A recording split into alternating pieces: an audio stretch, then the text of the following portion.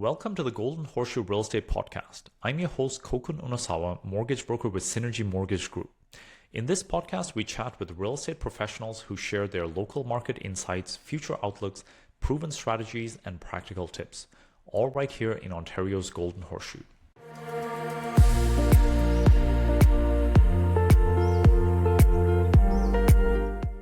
All right, so we have Donald Porter here from Porter and Associates with Remax Escarpment. Donald, you're a realtor in the Hamilton area. For those who may be getting to know you for the first time here, can you give us a brief intro? Yeah, thanks so much for having me on, by the way. So I am a real estate agent, like you mentioned, in Hamilton. My background actually is music. I went to school for classical piano, later went to school for recording arts, and then finally, my last round of school was for marketing. Okay. Um, my background with music kind of had me stuck between just doing two jobs and that's about it because there's not a lot of full-time gigs you can get while you're a musician going on tour, traveling, and all those things. And so I was working for renovation companies and I was working in restaurants and bartending. So I had that beautiful storm of learning customer service, Yeah. learning sales within that region and sales within nothing is harder than selling yourself as a band. Mm. I want to get paid a couple $100 and a free meal to come play at your restaurant and add no value, then that was a challenge in itself. And then also the renovation world. I learned a ton about houses. I remember the one job I hated the most was installation because installation is in the wintertime in Canada, no problem. You're up in the attic, you're spraying stuff around. But if you're in the summertime, Oh, once June hit and you're crawling and shimming along your back along the rafters and using your feet to blow in the insulation, that is hot. yeah. So that's my background that led me into real estate. I did sales for 7, maybe 10 years before I even got into real estate. And with that, I was always breaking boundaries, breaking barriers, all within the sales space. And so when I ran into real estate, I was working full time in Toronto. My daughter was just born. We had a newborn at home. I actually remember the train shut down from Toronto to Hamilton because it was an issue with the track. So for one night, I actually slept on the streets of Toronto. Oh, Uh, wow. we were so broke. We were so broke at the time. I could not afford a hotel room, and because the entire West Line train was shut down, you're looking at $700 a night for a Oh, room, and we were barely scraping by. Most months we were pulling out a line of credits just because we were rich in love, I guess you could say, but we had no money outside that. Um, and so then fast forward, that the first year in real estate did very well. I was able to break out of the debt. I was able to start helping a lot of families, and I hustled hard because I was afraid of having to go and fail. For my yeah. brand new daughter, I missed that whole first year of her life because I was working 44 hours a week in Toronto and about 40 hours a week in real estate. Oh, you were doing both. Every You were doing I both? was doing both for 6 months. It Oh, wow. was a lot. I finally had sold. It didn't take long, but I sold enough money within the first 6 months to completely replace my paycheck in the sales company I was working for in Toronto. And I Okay. took that leap of faith and I ended up selling 26 houses my first year, making around 300K gross commission. And then the second year, it was 2020. And I was like, all right, this is my year. I'm full in real estate. This is fantastic. I've paid off some debts. This is great. I was high in life, and then everything collapsed because Yeah. March 15th, I got my first income tax bill, and I was like, I owe $35,000 to the government. How am I going to pay this? I Wow. don't know what to do. Yeah. Like now I'm going back in debt, and that fear triggered everything. And I was like, it's okay, I can do this. More open houses, more getting in the face of people. And that was March 15th. Yeah. So anxiety, panic kicked in, felt paralyzed for about an hour, and then I was like, I got this. Let's go. March 17th, the whole world shut down. Yeah. And so we're like, okay, they say it's only going to be 2 weeks. I can do that. 2 weeks, and then I have 3 months to try and make up this 30 grand and somehow live, and then figure out finances after that because I was not good at that. But for those 2 weeks, I had a chance to finally spend time with my daughter. I was for 2 weeks. The first day, I was like, "Hey, it's a snowstorm outside right now, but I'm gonna bundle you up." And I did that, and then I had to go change a diaper, so I had to do it again. and and I took her across the street to the park, and there's a photo of. I remember that I have the photo that circulates on our TV all the time, where that was the day that I met my daughter, a year and a half into her life. I finally had a chance, like, hey, Olivia, like, I'm your dad, and we had 2 weeks that were amazing. And then when we realized those 2 weeks were going to turn into longer, which we now know it was 2 years, Yeah. I had to figure out how to do this. So then I turned to what I knew best from music, and from my marketing background. I went to social media, and I went through social media and social media ads. We couldn't do open houses, so that my lead generation line was cut right there. So I started focusing heavily on social media. I started running ads. I had way too many inquiries to handle, so I started integrating AI, or the primitive version of it called ManyChat, and then start filtering out the leads and turning them into qualified clients. And so by July 1st, so 6 months into the year, I had already outsold my previous year. And so then I started a team basically that summer because I could not be, I was so busy. I was showing 21 to 28 houses every Saturday. I was running off my feet. Every weekend I was writing up at least two or three offers. It was crazy. Mm. Fast forward, I grew a team of 10 agents. I thought it was great. My ego was pretty big at the time. And then I got in the office, I did all those things, and it came crashing down because my real estate business has always done well in the public eye. But again, back to that mismanaging of finances and growing too fat too fast. I learned that once that bubble popped in 2022, that it it really showed who's a strong agent, who's not a strong agent, and it was about running it lean and mean instead of, hey, money in means money out. That's not exactly how it works. So I learned a lot. Um, yeah, in the year three, I lost $250,000 out of my company just off Wow. of bad expenses, but overspending, not knowing any different as a young entrepreneur. And then now, fast forward to where I'm at now, my focus has always been on the client, always been on the customer, making sure that their journey is smooth and successful.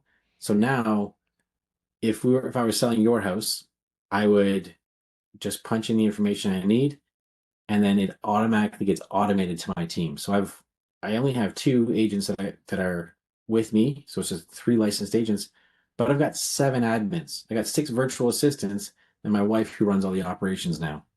And so when we're selling your house, I just punch in the information, and then 85 tasks get assigned to across the team, and I don't have to do all of them, and I don't need to do all of them. I'm not a graphics artist, like that's not me, but we have one. She does all that work, and she does a phenomenal job. And this way, we can repeat all the successful moments, and I can always focus on making it better. And a big portion of how I run my business now, back then, I was focused on being the most important person in the room, thinking that's what I had to do. Now, as the CEO of my business, my focus and goal is to be the least important person at all times. When I'm with the client, they're the most important. When I'm with the company aspect, I surround myself with people who are way better at things than I am. I just help manage and push things around. Awesome, awesome. So there's a lot you shared there. The one thing that really sticks to my mind is you have a very unique perspective, right? And there's a few things I want to point out, especially if there are realtors watching this episode. Your first year is very unique or very rare, I should say, right? You were able to build traction fairly quickly while working a full-time job to the point you were able to replace that income and sort of go full-time. However, it's interesting to hear your journey prior to being a realtor because you never lose the experience and the skills you gain in all the things you may have done in the past, right? You get to Yeah. reuse them later on, even if that career or that sort of path didn't really turn out the way you wanted. So it's interesting Yeah. to hear you say that selling yourself as a musician is one of the hardest things to sell, and I would agree, right? Yeah. It's so difficult. There's, yeah, I can't even, I've had so many sales jobs in my life, and that is definitely the hardest. Hmm.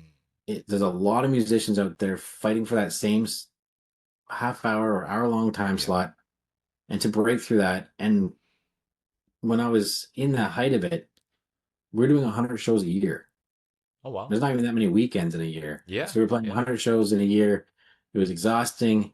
We didn't get paid for all of them. It sounds phenomenal. Yeah, we had some great exposure. Was it great business? No. Yeah. It can be tough, right? Even you mentioned like to pay the bills, you were working as a waiter. Like some of the best realtors that I know had some kind of waiting experience previously, and they've said Yeah. like the communication skills you learn, being able to manage multiple tables, keep track of multiple orders, multiple requests, and like just handling that is like very useful. Like you're just able Yeah. to navigate situations, right? Yeah. And what's amazing is like with waiting on tables, you really have to figure out how to augment your time, Mm. especially at dinner rush. And if you've ever had a job in the service industry, I think we all have a very similar nightmare where you're sleeping, you have that nightmare where one table comes in, you go punch your order in, and then you come back out. There's like five new tables, and then you're waiting on drinks, and now there's 10 new tables. Like that's that nightmare you constantly have. So it was at that moment that I became obsessed with efficiency. Mm. And with the obsession of efficiency is what led to all the things that I'm doing in the real estate business and with through AI and through automation. So with the server industry, it's hands in, hands out.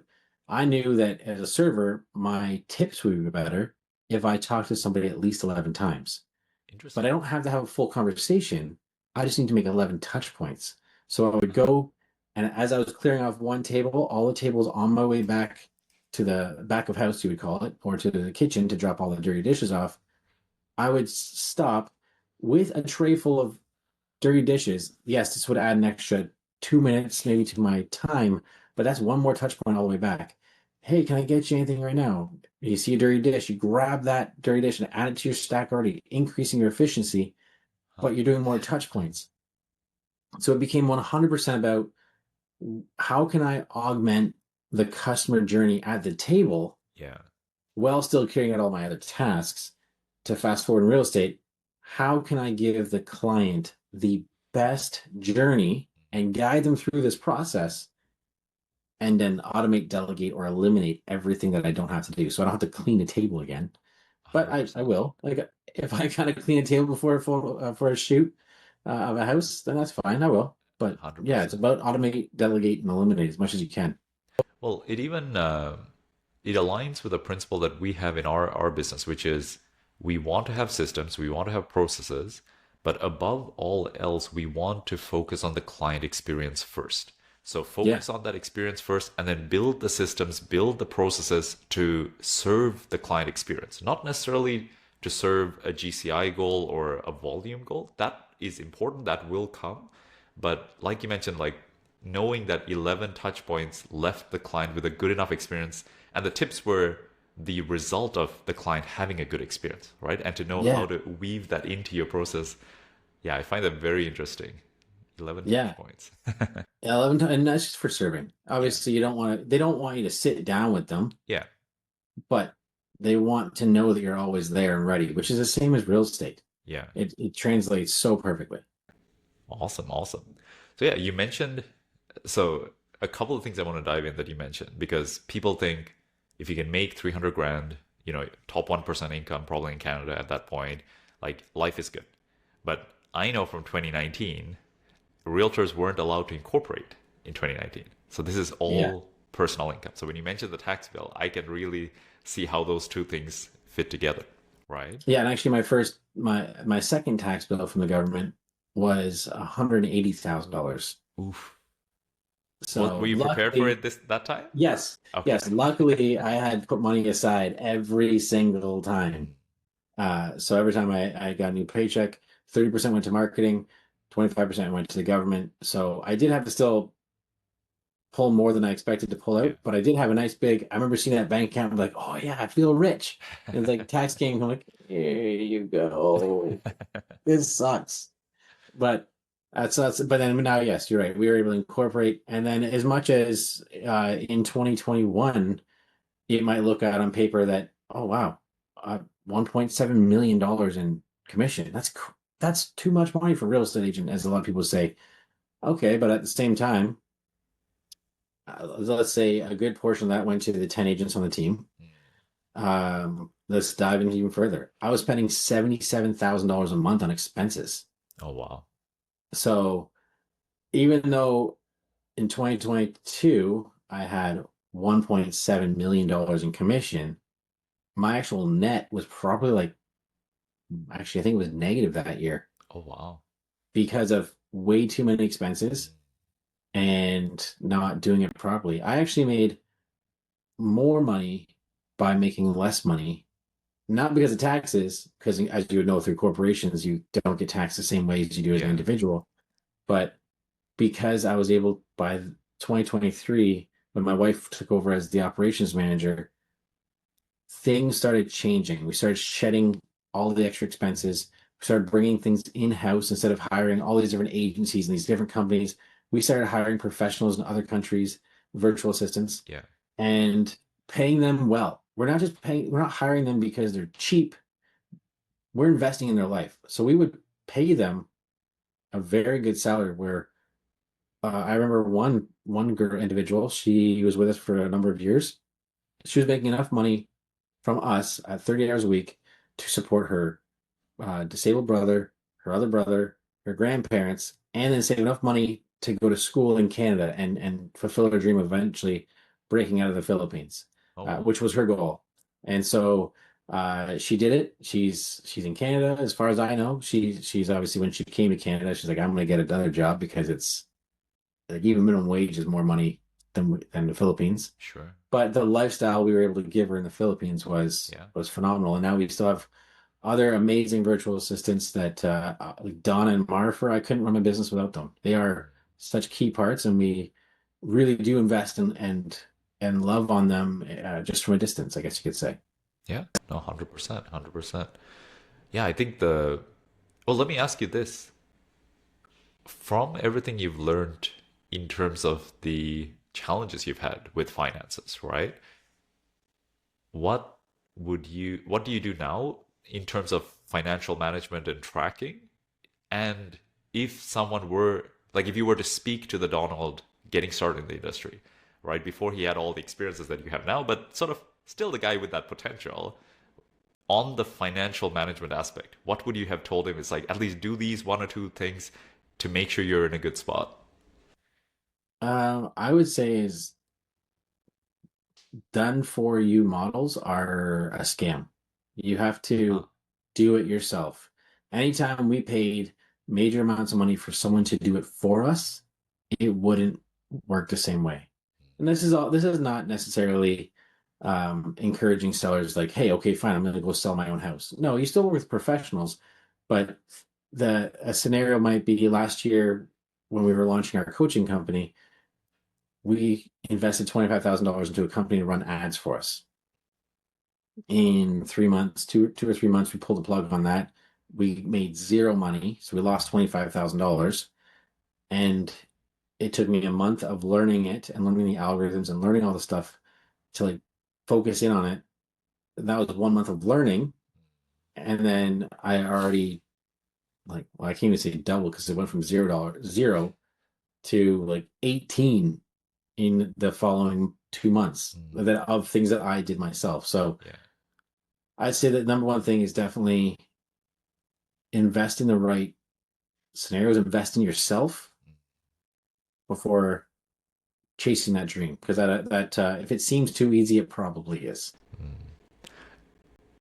Yeah, I resonate with that idea. Like, I think as a business owner, you can't delegate the building of your business, right? If No, it is a core function to how you run your business, yes, eventually you can hire people to help assist the process, but you need to have some baseline understanding of how that process works. So you're a much better client and customer for what you know versus if you just find someone who is supposedly the expert and you just give them all the responsibility, especially in building a business. It could work, but it could also be very expensive, and you may not be ready to do your part even to make that process work, to create the result that is needed. Because they may do their one function, but in any sort of lead generation, in any sort of business building, you want the ultimate result of having a client, or like there's a full process that needs to happen. And whatever that one function is likely not the entire start to finish of it, right? Yeah, 100%. So Gotcha. yeah, you need to have a good idea what's going on. That's for sure. Yeah, the financial management is an interesting conversation because the real estate industry is so focused around GCI, right? They're like, how many deals, how much gross commission have you made in a year? Which, they're reasonable metrics, right? Like, if there has to be some standard to compare sort of how well you're doing. Um, However, yeah, like you mentioned, right now, based on a GCI standard, you may not be doing as well as you did when you were running your team. But from any other business owner's perspective, like in typical business owner language, they're like, sure, what revenue did you bring in? What was your profit margin? And how much did you actually make? Right? Those are like the Yeah. three questions they ask. So Oh you'd yeah. be doing far better right now. So, Well, and the thing is, like, even the agents on the team, they were still, some of them were still complaining about, oh, I want this, I want this, I want this. Like, you're making more money than I am at this point. So it's like, easy now. But that's all part of it. Instead, what I've actually focused on is how much can we give? Instead of actually how much can I make? How much can I make? My focus is how much can we give? So every single house we sell, we donate money to these two incredible women in the Philippines. And these two are are just phenomenal women. One is a midwife, and she helps take care of obviously newborn babies and the birth process. And the other one rescues women from sex trades. oh, wow. So like these two are so dynamic and so they deserve all the praise for all the amazing hard work that they're doing. And so our focus is on how much can we support them because they're changing lives on a bigger scale than we are. Yes, we're making lives better and easier and nicer for our clients with their buying or selling houses, but that sale allows us to impact, pay it forward essentially, and save a life essentially. Like Oh, wow. that's really what it comes down to. So every single house we sell, our goal is to save a life as well. And there's no healthcare up in the northern part of the Philippines. It's a very poor country in some aspects, and so the money will go a lot further there than it will here. Wow. That's a pretty cool way to create impact through running your business. Like, Yeah. yeah, that is awesome. That is awesome. So I want to dive into another part of your journey there. So you mentioned the cost of getting started in this business, right? Which was not really seeing your daughter for the first time until sort of COVID hit, which is Yeah. it's an interesting bittersweet moment. Like you're watching this crazy pandemic happen, you've seen this tax bill that you know is due, and at the same time the world has finally slowed down enough for you to have that moment as a father, right? Yeah. It was crazy, and it was in that moment I knew that that's why as many as one of the first things that especially people who are angry at the whole real estate business, they might say, well, you guys make too much money. It's like, at what cost though? I'm always on call. I am never not on call for you. And even this past summer, I took a weekend off and I was like, I told all my clients, I'm just taking 2 days. That's it, 2 days to spend time with my family. Oh my goodness. One of them had a meltdown. Nothing to do with the sale of the property, but 100% to do with the fact they're going through a separation. Yeah. And it was like they called me because they wanted to talk to me about should the coffee table be in this corner or this corner for the photos. Like that's not for the 2 weeks, so we're fine. But I'm still on the phone with them for an hour because there was more below the surface than what the call was really about. Yeah. And this was during my only 48 hours I take off every 3 months. So, yes, you can say that there's big numbers in it, but when you run it like a company, it's not as big as you think. And on top of that, you're always on call. And the toll does it takes it, unfortunately, the cost is on the family. Yeah.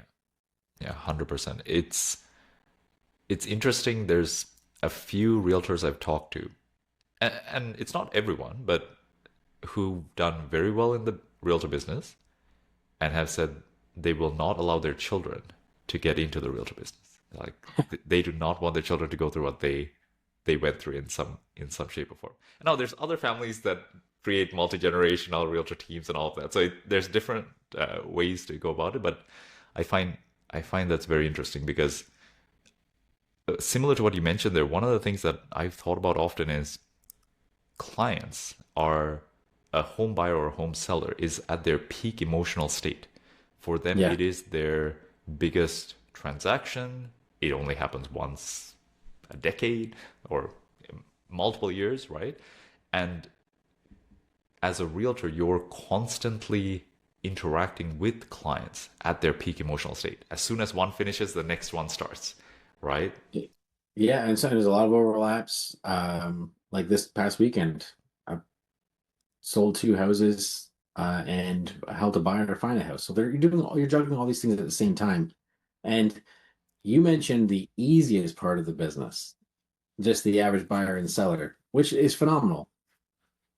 But now you add in a separation, or you add in someone who's moving to a retirement home, realizing this is their last home, and the age of life sets in, and the weight of this is the end of the road for me. I'm going to a Yeah, retirement home. yeah, I'm never going to be independent living again. Like that emotion and that yeah, vulnerability is so fragile. And so, not that I thrive in that area, but those are the areas that if you can move them through it properly. Now, again, there are things that go wrong, especially in a separation. Things can go spiraling in different directions, and that's nothing to do with me as their agent or as a professional, but just maybe the two of them and the toxicity.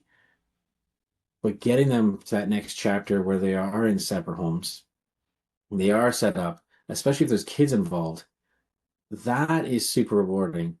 And then the other aspect is when you have someone who's downsizing into a retirement home, and this is why I got my senior real estate specialist designation, was when you can gently bring them to that next step and not only just throw them into the next step, but bring them with grace through all of that, the amount of appreciation that is felt and being able to say goodbye to their house, say goodbye to the nostalgia that lives within the walls, raising their kids 30 years ago, now bringing that forward, there's something about the peace and the appreciation that can usually be found in that.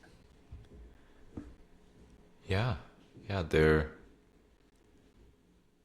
like you mentioned, it's a very vulnerable time, right? They're letting go. Yeah, I didn't actually even think about that aspect of it. They're letting go of their independence, right? They're letting go of, and it's kind of that like it's right in front of them that this is their final chapter, right? You don't Yeah.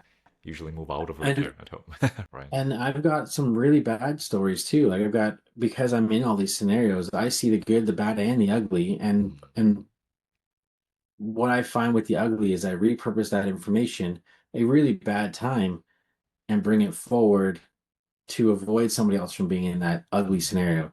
A good example would be a couple of years ago, I had a client. She was in her 90s. She was just a stubborn, self-made woman. So proud of her. Her kids loved her. Her kids did not live anywhere close. They lived provinces away.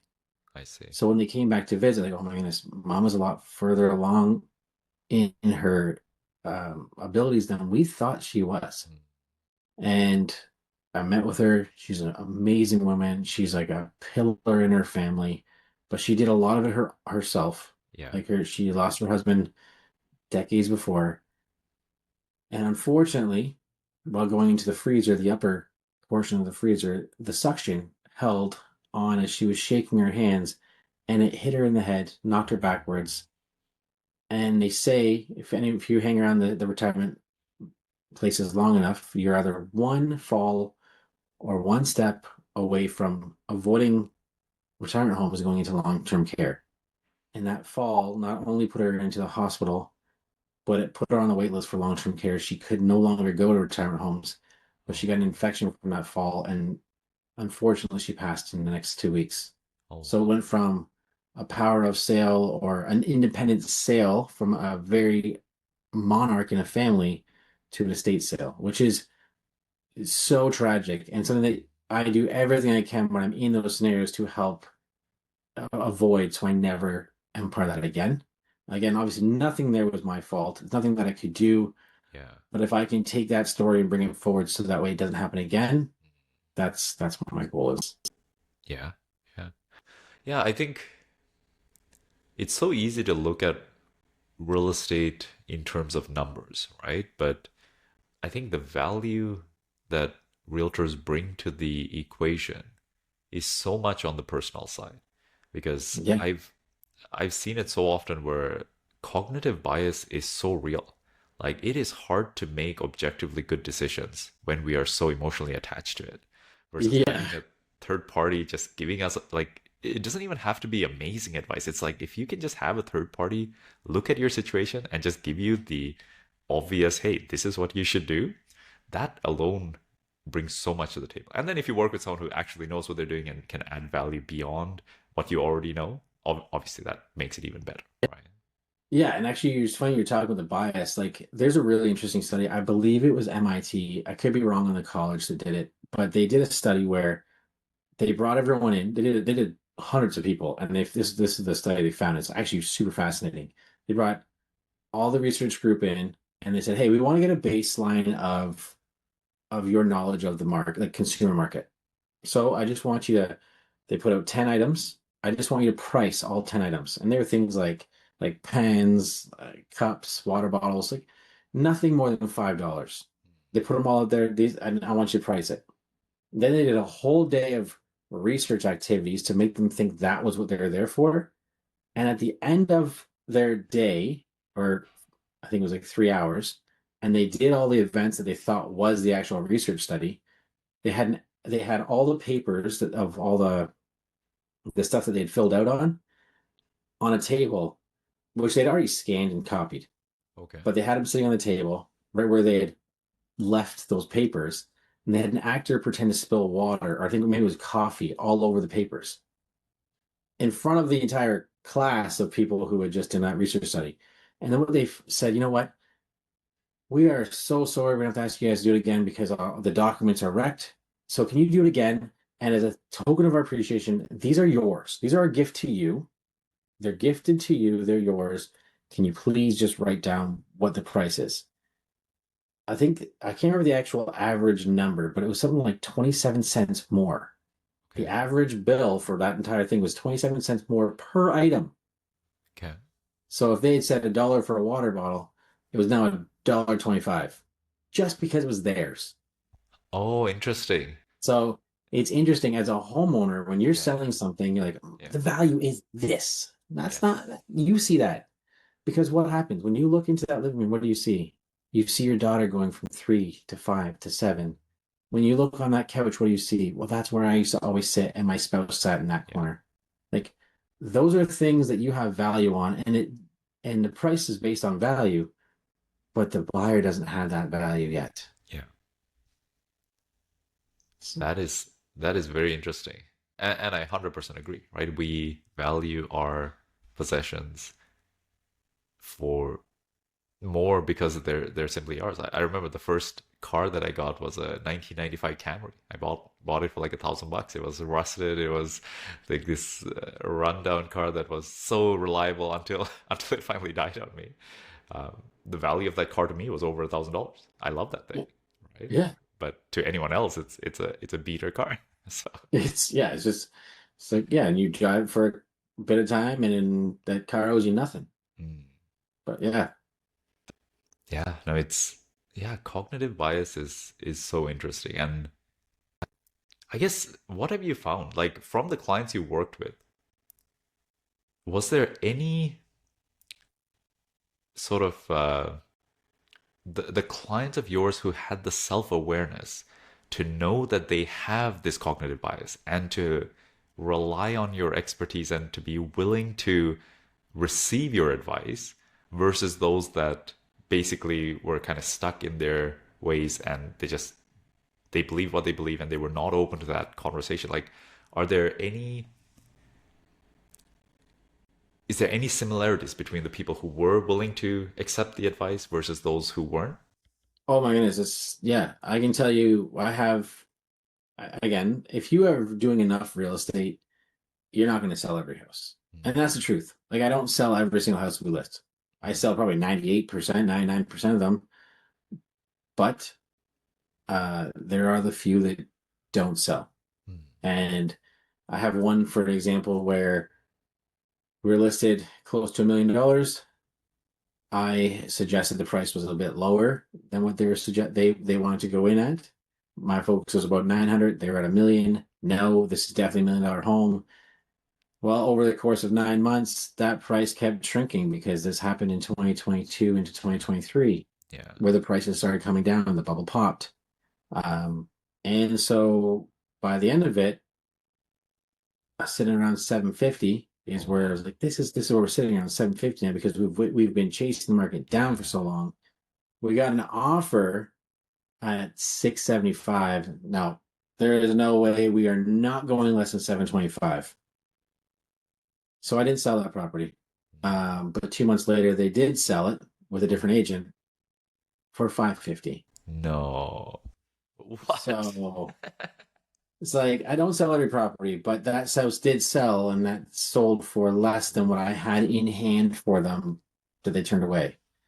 Where another example is sometimes properties are really tough to pinpoint how much does a garage in this neighborhood do? Like, how Yeah. much is that worth? And yes, I can use AI and I can actually scrape it down and get an idea, but that is a subjective number, Yeah. where the objective side of it is completely different, and what people could think of it and perceive that value to be is not a statistical number.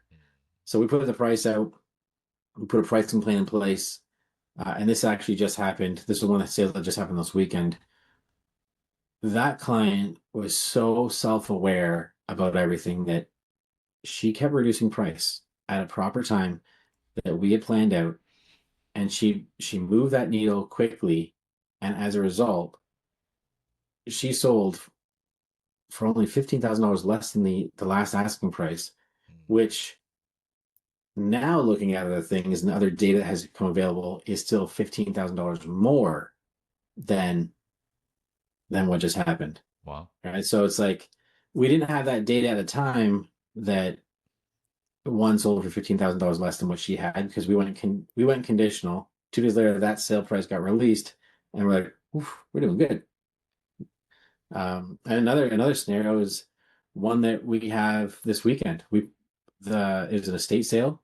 Family uh, it- estate greed can be a really painful lesson to learn because they're all thinking, okay, we sell this money, it's a huge chunk of money because the house is usually paid off at this point or very close to it.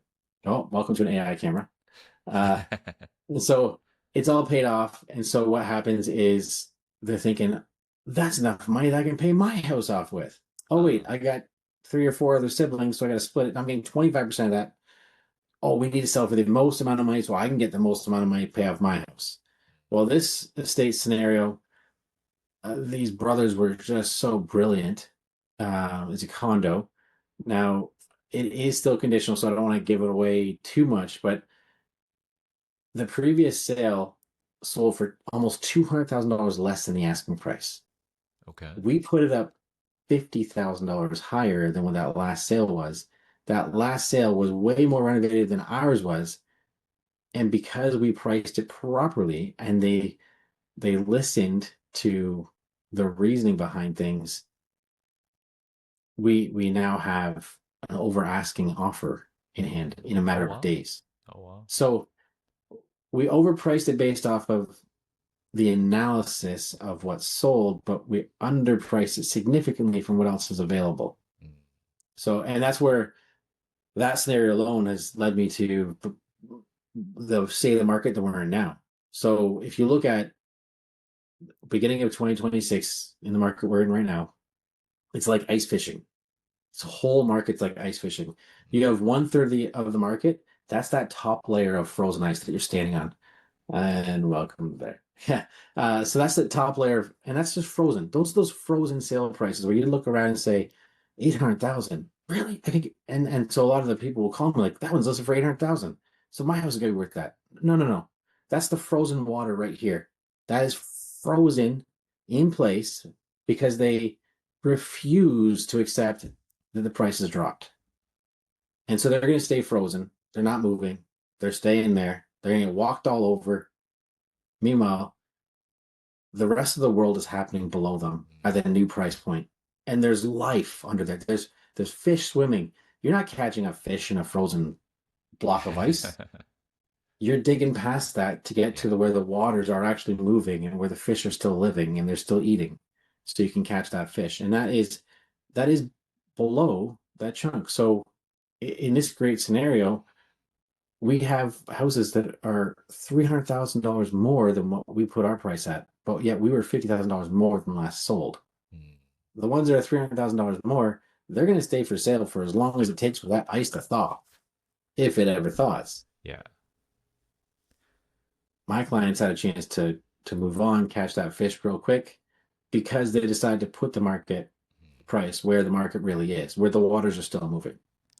Yeah, I think that's a really good lesson, which is your listing price is not the price that deter like it's a marketing strategy, but you choosing a number doesn't determine you're going to get that number. And choosing a lower number doesn't mean you're going to sell for less than choosing a higher number. I think the biggest conversation I've seen in the last 3 years, any real estate agent will tell you the same story if they are active enough, is that a lot of consumers want to sell because of what they need. Mm. I need to sell for this price so that way I can be mortgage free. That's amazing. I love that. I love that for you. I hope we do, and I hope we do better.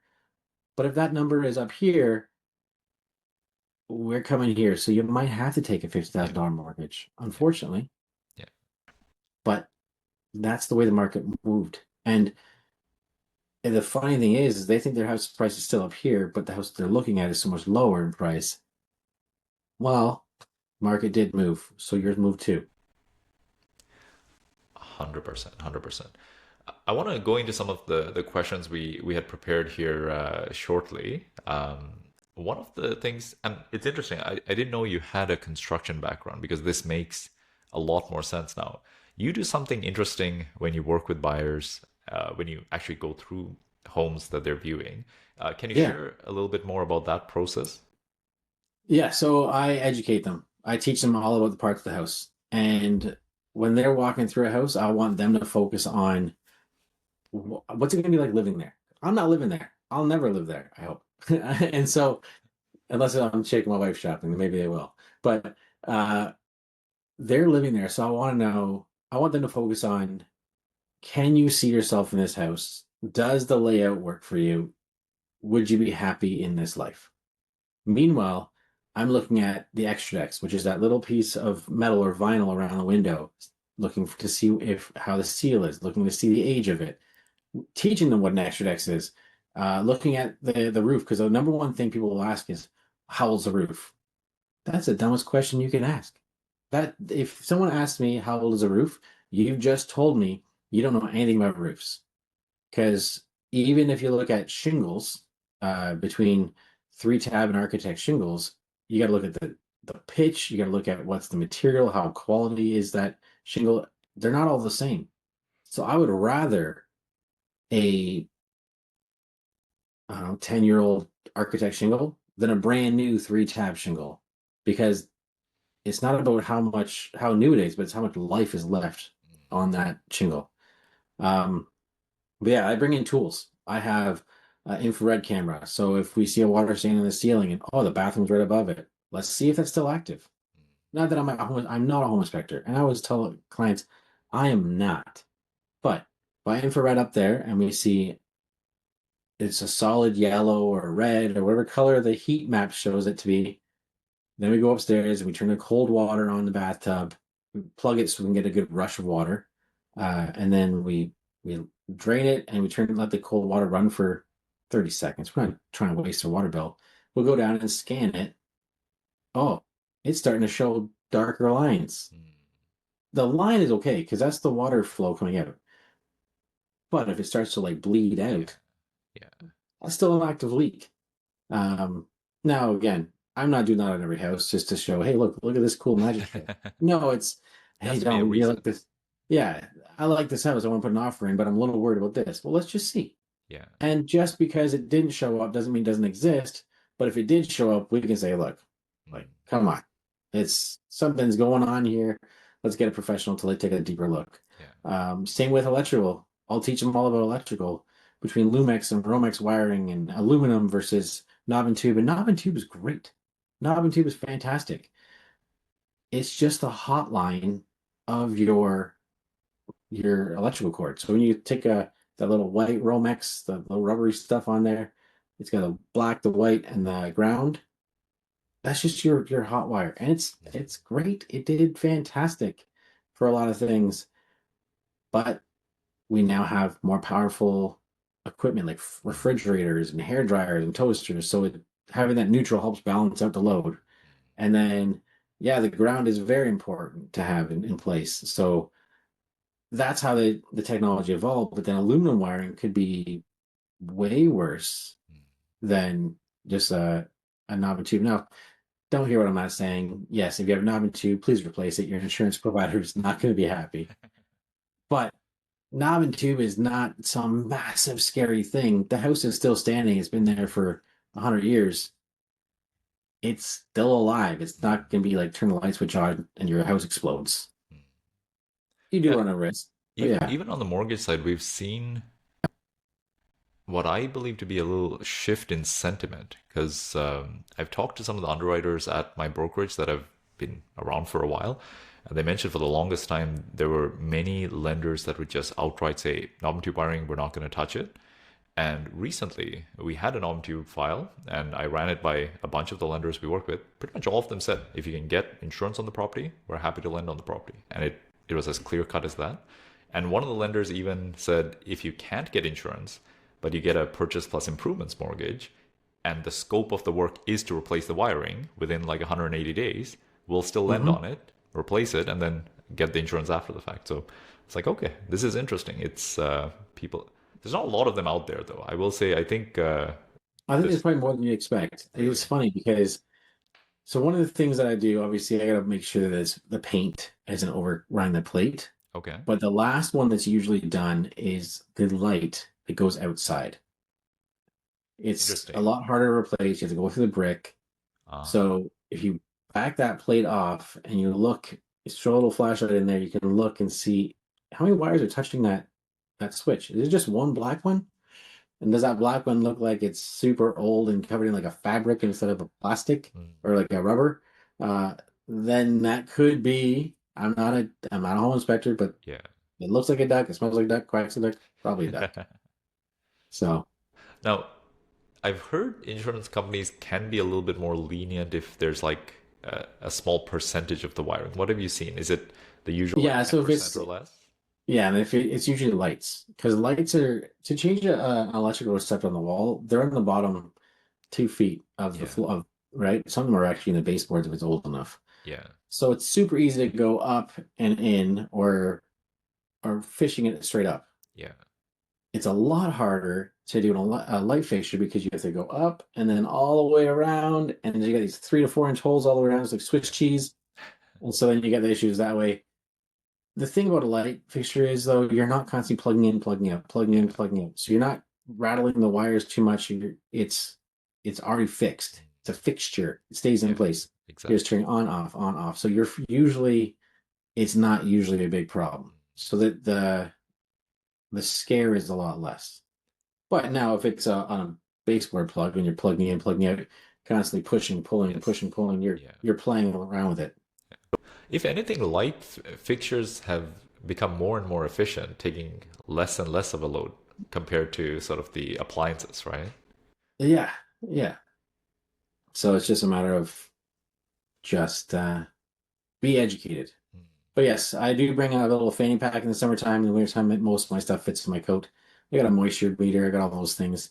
And again, I'm not a home inspector, but if the tool goes off, it goes off for a reason.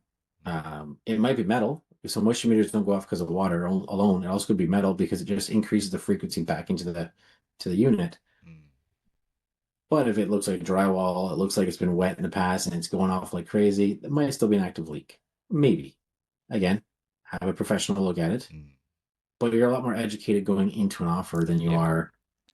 And not only that, but is that somewhat of a peace of mind too? Like if Yes. it's pouring rain outside and you see puddles up against the side of the house and you see what looks like an old, you can't, because you can't rip apart the drywall, an old wet spot. If there's a puddle leaning against the house and you put the moisture meter there and it's bone dry, it's not perfect and it's not saying it's not there, but it doesn't, it just kind of, it's a bit of a relaxing Yeah. knowing that, hey, maybe this was treated. And then that causes us to call the agent. That jogs the memory of the seller. Oh yeah, we had it plugged like 9 years ago. I totally forgot about that. Professionally plugged. Oh, amazing. Yeah. Problem solved.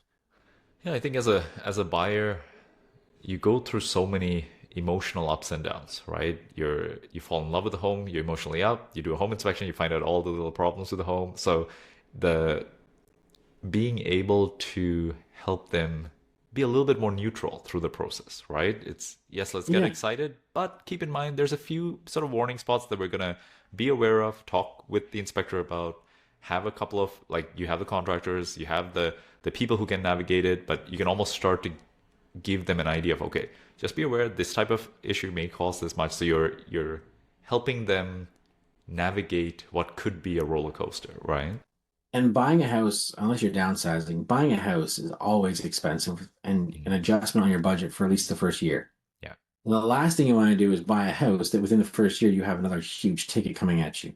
So before we even put the offer in, to then spend $500 on a home inspection, to then feel, oh my goodness, this is so bad, it's devastating that I got to do all this, Mm, to either walk away from what could be your dream home, lose a week on the market, like lose a week of searching if you have a timeline because you already sold and need to buy. Like there are so many things that if some of these tools go off, you can say, again, we'll get a home inspector, we'll get a professional to look at this, but this went off. This could mean it also could mean it doesn't exist at all. But mm, this is something that I just want to be realistic because if you're between this house and this house, and this one has a potential to be yeah. some like one of your non-negotiables, like I do not want a cracked foundation. I've lived through a leaky basement before, and Yeah. I don't want that. Or even knowing the difference between three-tab shingle and architect roof, like oh, it's a brand new roof. And you get there and it's pretty flat, and it's a three-tab shingle. Mm, Like that's great, but that's that south side. That's done in 6 years. yeah. And then you go to the other one, like, oh, it's not a new roof, it's 10 years old. Like, yeah, but look at the pitch on that thing. Mm, You're like up 3 feet over one. Like that's you can't even stand on that thing without support. And it's an architect shingle, so you're good. You're good for a while. makes sense. Makes sense. Donald, we have a little tradition here. At the end of every episode, we have one final question.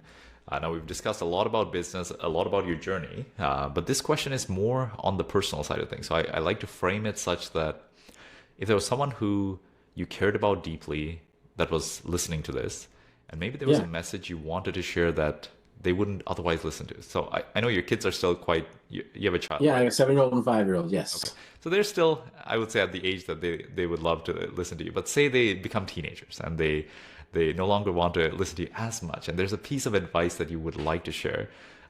What would be the one thing you could share based on your life experience, more on the personal side of things that you've had to learn the hard way through, the different challenges that you faced in your life? Mm, I'd say probably a few, like maybe like a series of rules, maybe. But Sure. um, one is it's never failure unless you give up. Mm, So yeah, I failed so many times in my business with expenses, with initiatives, but I never gave up. So mm, it was not a, it was a failed um, opportunity maybe, or a failed decision, but instead it created a very expensive lesson. mm, Number two is never play the victim. The world owes you nothing. Just because you put effort in doesn't mean you're going to get anything in return. I could spend $4,000 advertising and marketing a house. If it doesn't sell, I'm out 4 grand. mm, I'm not going to play a victim though, because what was I doing? Was I able to turn that into a lost leader? Or did I get another deal because of the efforts I was doing with marketing? mm, So never play a victim card. Life happens because of you. It doesn't happen to you. mm, So whatever you're doing, if you're not taking control of the actions you make, then life's just going to happen to you. You're always going to be a victim. You're always going to be upset with whatever the outcome is. Focus on the positivity, focus on where you can grow and learn, and take control of your own life. mm. Yeah, there's a lot. There's a lot there. Yeah, the one of the people I love listening to. He passed away recently, but Charlie Munger, he talks about there are few things in life that can hold you back the as much as having a victim mindset, because at that Yeah. point you're not in control, right? Your actions cannot improve your life because it's someone else's, the situations, there's something outside of yourself that is causing the challenges that you're in. And he frames it in an interesting way, which is, even if it's true, even if there actually is something outside of you that is causing you to be in the struggle that you are in, you should not take that mindset on, which is, I find it very curious. It's because you will do far better assuming that it is your responsibility, and then you will look for the solution, versus even if the reality, like COVID was crazy, right? Like that Yeah. was no one's fault, but the people who ran their businesses and just lived their lives in a way that, okay, what can I do despite this situation, versus, oh, it's a pandemic, as a result things are falling apart, as a result my life is going to fall apart. Those are two very different outcomes that happened at the exact same time, right? Mm-hmm. Oh yeah, 100%. It's yeah, just, you can't blame others for your life. Mm. Like a year and a half or almost 2 years ago now, my wife tripped over the dog, shattered her kneecap. She almost lost her life because of a bad blood clot. Oh And wow. we could sit back and like, oh, this is horrible. Look at us. Look at me. Or I could sit there and be like, because now I'm working a very active business. I'm taking care of my wife who's laid up on a couch for a number of months and Oh, dropping off kids at school, putting bed. Like I'm doing all these things and I'm like, oh my goodness, woe is me. And it's like, no, I get to do these things. yeah. I get to see for a short period of time. I can go through this season. I get to see how hard it is. I will learn something through this. And I'm just thankful my wife's still alive. Yeah. Like it's like I could be a victim or I could take it as like, yes, I get a chance to be faced with a massive challenge and I can have it break me or make me. And I would rather the latter. Awesome. Awesome. Well, Donald, I will say it's been a real pleasure having this conversation. We'll make sure to link to your contact details in the show notes for anyone who would like to connect with you and yeah, ask any questions about Hamilton real estate or real estate in general. And if those two ladies you mentioned in the Philippines who are sort of running those different, or do they run charities or do they do it independently? What is their sort of setup? We have it set up where we just send the money to them as one, but they do have their own unique um, charities, I guess you could call. But they are on. There's a whole space dedicated to our website Okay, so on it. maybe we can link it down below as well if anyone wants to sort of check them out and see if they want to support them in some Oh yeah, yeah. If you don't support me, please support them because they're incredible, and you don't need to support me. I guess that's not an issue for me. It's more of like they are doing amazing things for people, and just like self-sacrificially too. So, um, Yeah, they're incredible. Awesome, awesome. All right. Thank you so much for coming on. Thanks for having me.